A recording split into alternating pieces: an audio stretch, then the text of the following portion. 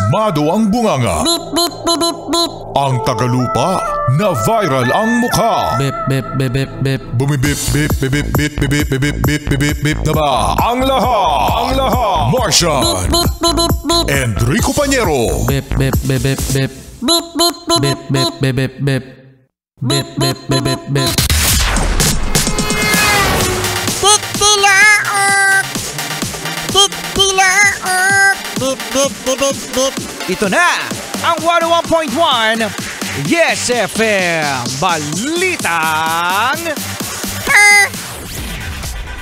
Mga yes friend, kamusta naman ang inyong budget? Kaya pa ba? Kaya pa? Mukhang hindi na. Ang tataas mga yes friend ang bilihin ngayon ha. At eto pa, bilang daw ng mga nagugutom ngayon sa Pilipinas sa unang quarter, mga yes friend. Unang quarter yan, so January, February, March.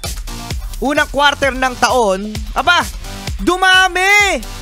Happy April Fools! Uy, di joke yan. Ay, hindi ba? Hindi ba? Hindi yan joke. Hindi. Totoo yan mga yes friend dahil ang hunger rate sa Pilipinas sa unang quarter pa lamang ng 2025 ay umabot sa 27.2%.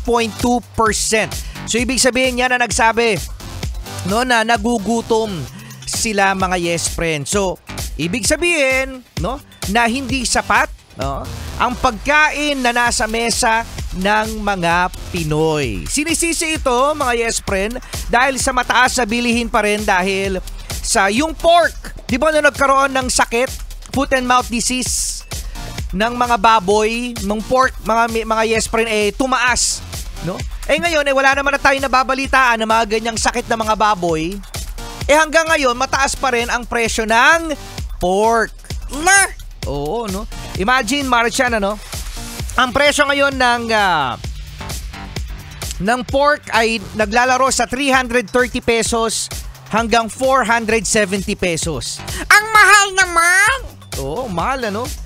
Dati, mga yes friend, nasa 350 pesos to 380 ang pork.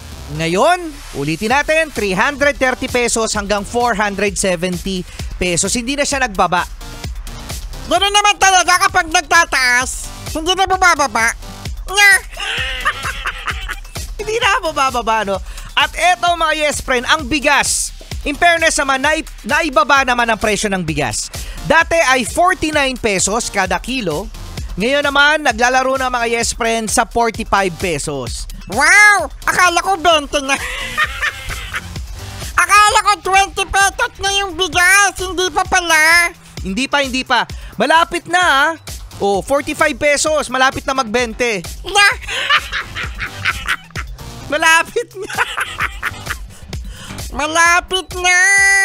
Maging 20 ang bigat. Pinangako yan, di ba? Anong petsa na?